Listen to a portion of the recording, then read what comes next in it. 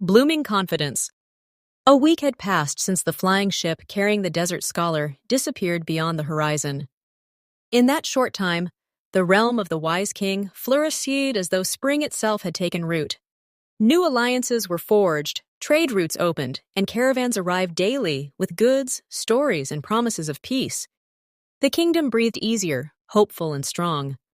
That morning, sunlight spilled across the royal gardens, where flowers bloomed in careful patterns and marble fountains sang softly to the birds.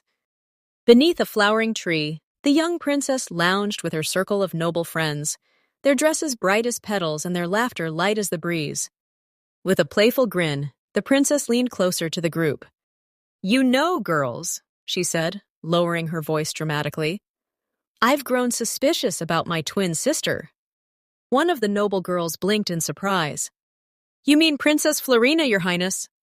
The princess laughed softly and nodded. "She's changed. Truly changed. She speaks more now, and she isn't hiding behind her books all the time. She even talks to people. Imagine that." She tapped her chin thoughtfully, then added with a mischievous sparkle in her eyes, "I think it's thanks to that handsome scholar from the desert. He gave her confidence." The girls exchanged knowing looks before dissolving into giggles. "Perhaps," the princess teased, "my dear twin has feelings for him." Their laughter drifted through the garden, mingling with birdsong and the scent of flowers, unaware that elsewhere in the castle, quiet growth was already taking shape. Within the cool stone walls of the Royal Alchemy Laboratory, glass vials shimmered in the light streaming through tall windows. Apprentices moved carefully between tables, measuring, stirring, and murmuring notes to one another. Among them stood the shy princess, her posture straighter than before, her hands steady. It's not that," she said softly, offering a small vial to a fellow novice. "Please try this one."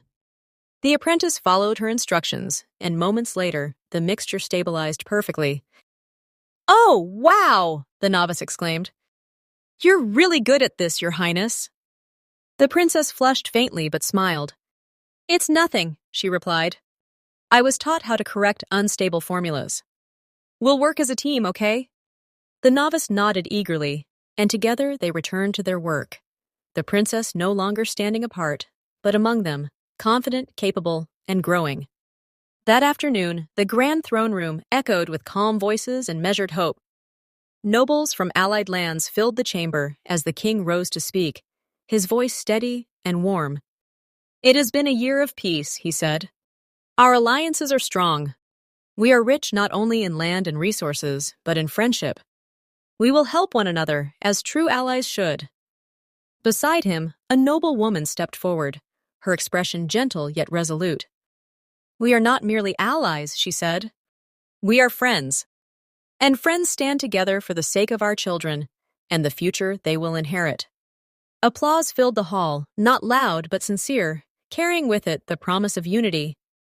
As evening settled over the city, lamplight glowed warmly within a quiet manor at the edge of the castle grounds.